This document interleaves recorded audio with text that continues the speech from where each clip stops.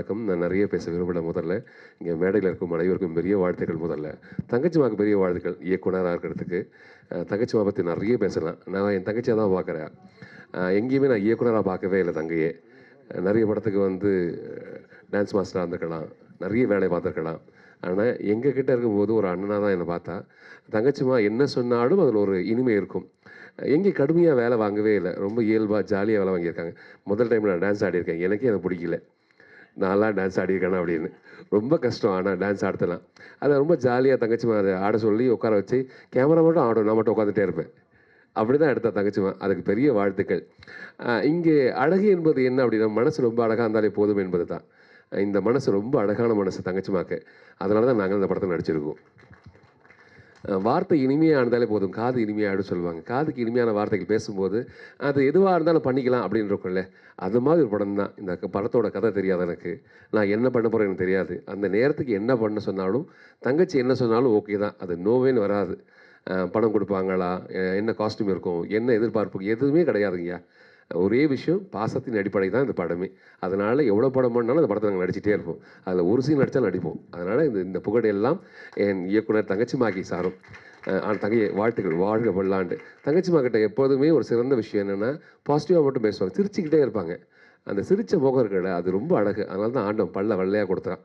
அந்த சிரிப்ப ரொம்ப அழகா காட்டணும். அதுக்கு தங்கச்சிலாம் பெரிய எடுத்துக்காட்டு. அதே மாரி இந்த கோமதின்ற பேரு என்னை விட்டு போவாதுன்னு நெனைக்கிறேன். ஏன்னா என் பொண்டாட்டி பேரு கோமதி.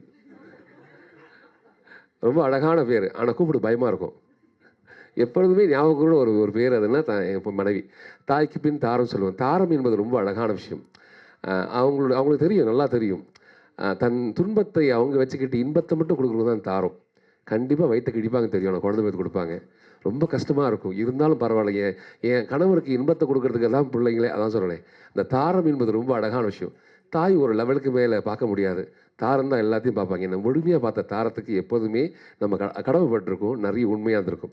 அதனால இந்த பெண் சொல்லக்கூடிய விஷயம் இருக்குல்ல, அது ரொம்ப அழகான விஷயம். இந்த உலகம் இயங்குறதே பெண்ணால மட்டுமே. என் தாய் என்னை கருவிலேருந்து எடுக்கலைன்னா நான் காணாம போயிருப்பேன். அப்ப தாய் என்பது ரொம்ப அழகான ஒரு பெண். அந்த பெண்கள் எல்லாருமே ஒண்ணு சேர்ந்தது தான் இந்த உலகத்தை சிறந்த மக்கள். அவங்கள ஜெயிக்கிறதுல அதில மாற்று கருத்தே கிடையாது. அதனால இந்த தாய் ஜெயிக்கும் கண்டிப்பா. அதுக்கு பெரிய தகப்பனாருக்கும் பெரிய வாழ்த்துக்கள். அந்த பிள்ளைக்கு பெரிய வாழ்த்துக்கள். 6 அடி 4 அங்குலம்.